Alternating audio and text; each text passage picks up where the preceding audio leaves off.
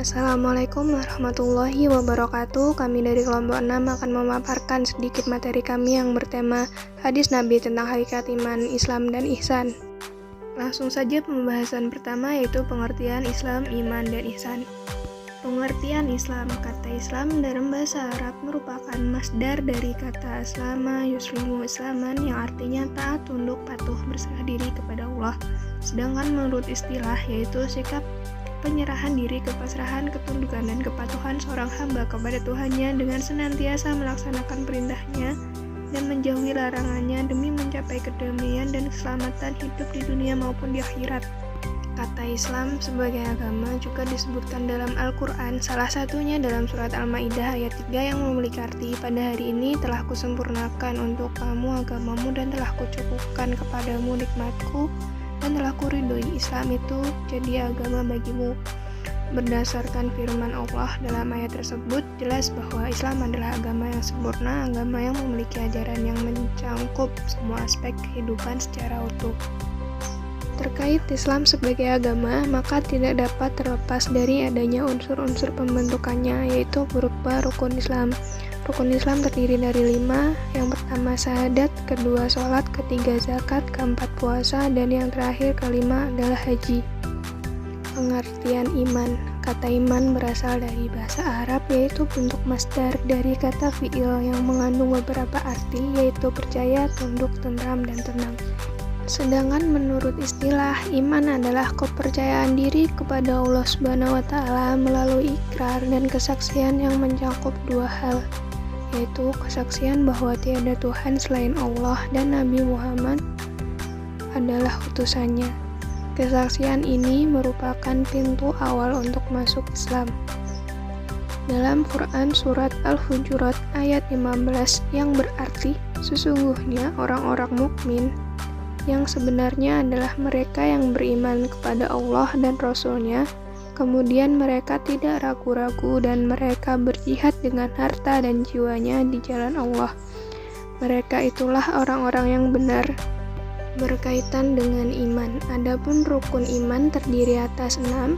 Yang pertama adalah iman kepada Allah, kedua iman kepada malaikat, 3 iman kepada Rasul, 4 iman kepada kitab-kitab, 5 iman kepada hari akhir, dan yang terakhir ke-6 adalah iman kepada qada dan qadar.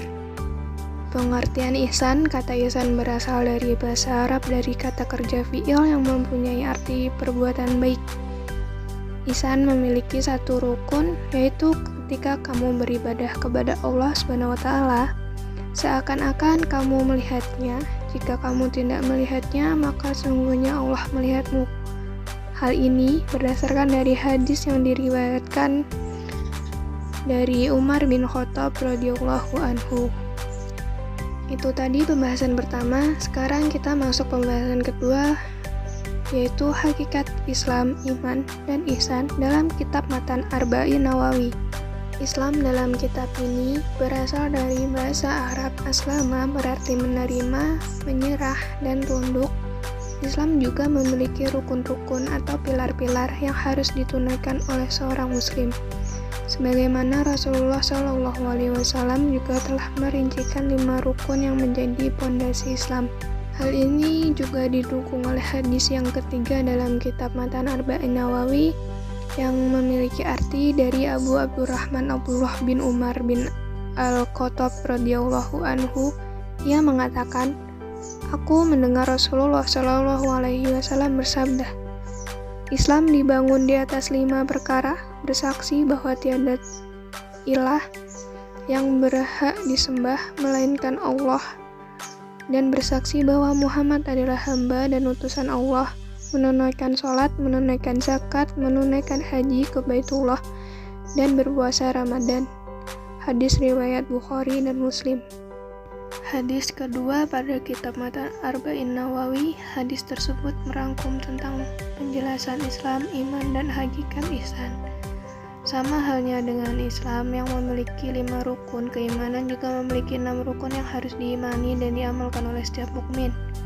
Rasulullah SAW sebutkan ketika Jibril bertanya tentang iman, Islam, dan ihsan. Islam Dalam hadis kedua, hadis Arba'in Nawawi, ketika Jibril alaihissalam datang dan bertanya kepada Rasulullah tentang Islam, Rasulullah pun bersabda, Islam adalah engkau bersahadat La ilaha illallah dan Muhammadur Rasulullah, menegakkan sholat, menunaikan zakat, berpuasa Ramadan, dan berhaji ke Baitullah jika engkau mampu menempuh jalannya. Berikut rincian dari rukun Islam. 1. Diawali dengan mengucap 2 kalimat syahadat. Imam An-Nawawi menambahkan bahwa ada 2 syarat yang harus dipenuhi, yaitu dengan niat yang ikhlas karena Allah dan setiap amalan bersumber dari kitabullah dan sunnah Rasulullah. Yang kedua, kewajiban untuk menegakkan sholat fardu 5 waktu, menunaikan sholat secara sempurna dengan syarat rukunnya sebagaimana hadis ke-29 dalam kitab Matan Arba'in Nawawi tentang keutamaan sholat.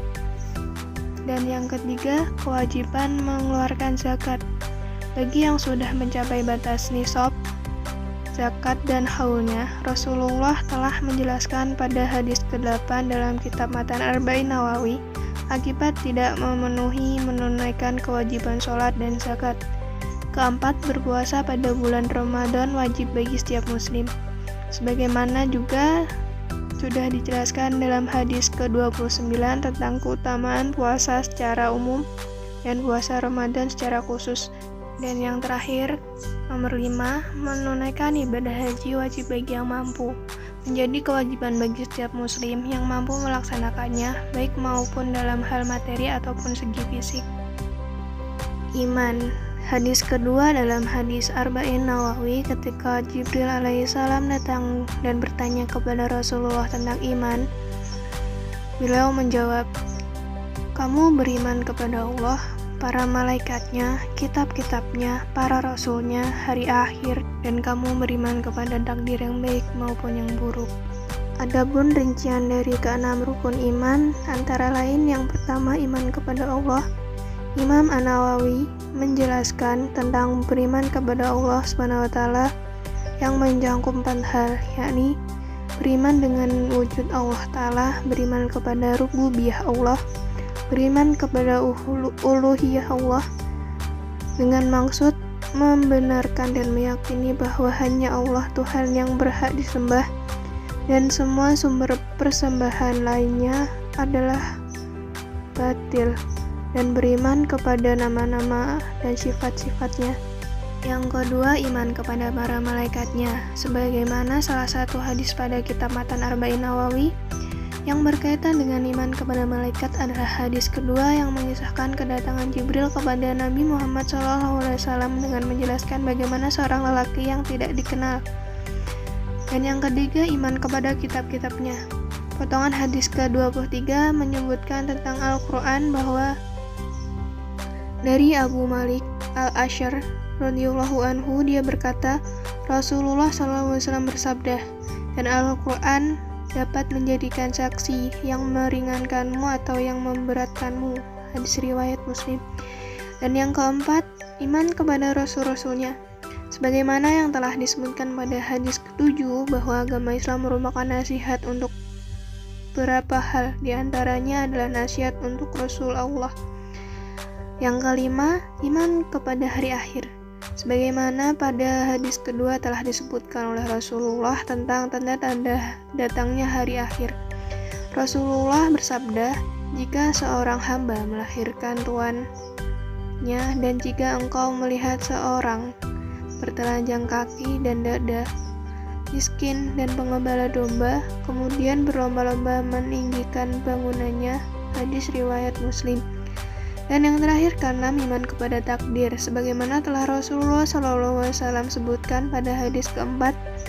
Menurut Imam Nawawi, maksud hadis ini adalah tidak mungkin bagi manusia di dunia ini untuk memutuskan bahwa dirinya masuk surga atau neraka. Akan tetapi, amal perbuatan merupakan sebab untuk memasuki keduanya. Yang terakhir adalah ihsan. Hadis kedua dalam hadis Arba'in Nawawi, ketika Jibril alaihissalam datang dan bertanya kepada Rasulullah SAW tentang Islam, Rasulullah menjawab, Kamu menyembah Allah seolah-olah melihatnya. Jika kamu tidak bisa melihatnya, maka sesungguhnya Dia melihat kamu. Ihsan memiliki dua sisi, yaitu ihsan adalah kesempurnaan dalam beramal dan ihsan adalah senantiasa memaksimalkan amalan-amalan sunnah yang dapat mendekatkan diri kepada Allah SWT. Maka dapat disimpulkan bahwa ihsan adalah puncak prestasi dalam ibadah, muamalah, dan akhlak. Karena itu, semua orang yang menyadari akan hal ini tentu akan berusaha dengan seluruh potensi diri yang dimilikinya agar sampai pada tingkat tersebut. Sekian dari kami, kurang lebihnya mohon maaf karena yang lebih hanya milik Tuhan semata. Wassalamualaikum warahmatullahi wabarakatuh.